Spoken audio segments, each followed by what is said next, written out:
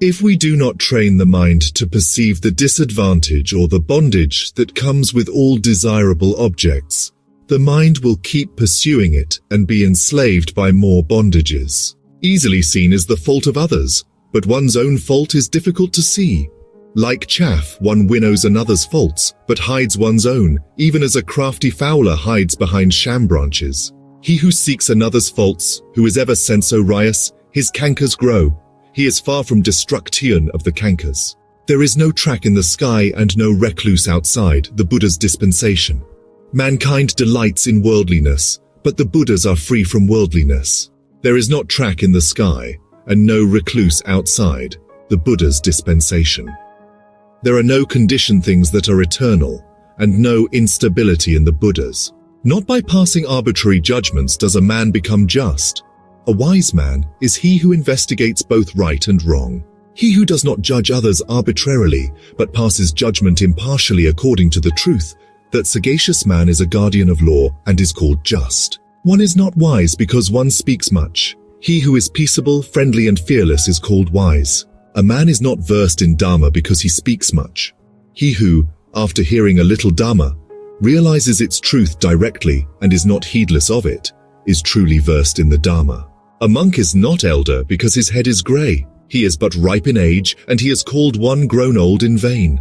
One in whom there is truthfulness, virtue, inoffensiveness, restraint, and self-mastery, who is free from defilements and is wise, he is truly called an elder. Not by mere eloquence, nor by beauty of form, does a man become accomplished, if he is jealous, selfish, and deceitful. But he in whom these are wholly destroyed, uprooted, and extinct, and who has cast out hatred, that wise man is truly accomplished. Not by shaven head does a man who is indisciplined and untruthful become a monk. How can he who is full of desire and greed be a monk? He who wholly subdues evil, both small and great, is called a monk, because he has overcome all evil. He is not a monk just because he lives on others' alms. Not by adopting outward form does one become a true monk. Whoever here, in the dispensation, lives a holy life, transcending both merit and demerit, and walks with understanding in this world, he is truly called a monk. Not by observing silence does one become a sage if he be foolish and ignorant, but that man is wise who, as if holding a balance scale, accepts only the good. The sage, thus rejecting the evil, is truly a sage.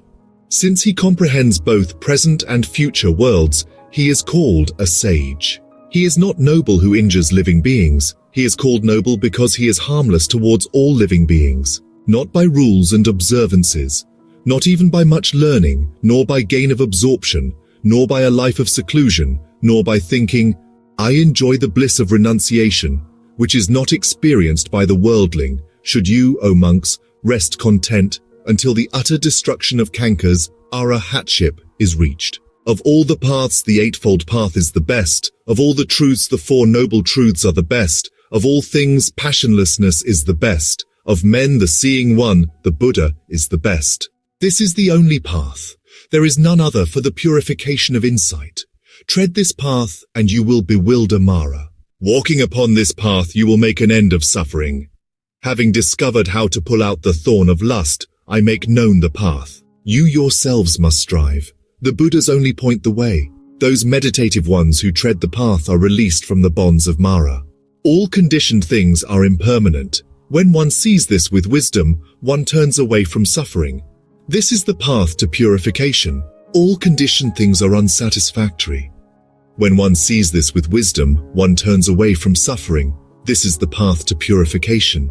All things are not self. When one sees this with wisdom, one turns away from suffering. This is the path to purification. The idler who does not exert himself when he should, who though young and strong is full of sloth, with a mind full of vain thoughts, such an indolent man does not find the path to wisdom.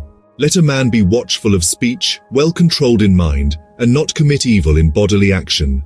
Let him purify these three courses of action and win the path made known by the great sage. Wisdom springs from meditation.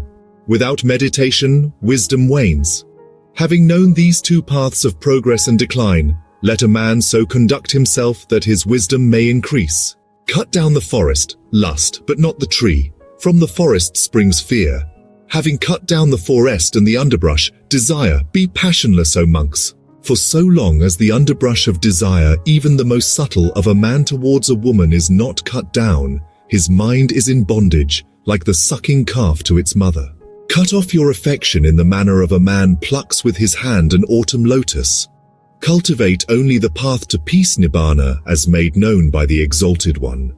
Here shall I live during the rains, here in winter and summer, thus thinks the fool. He does not realize the danger, that death might intervene.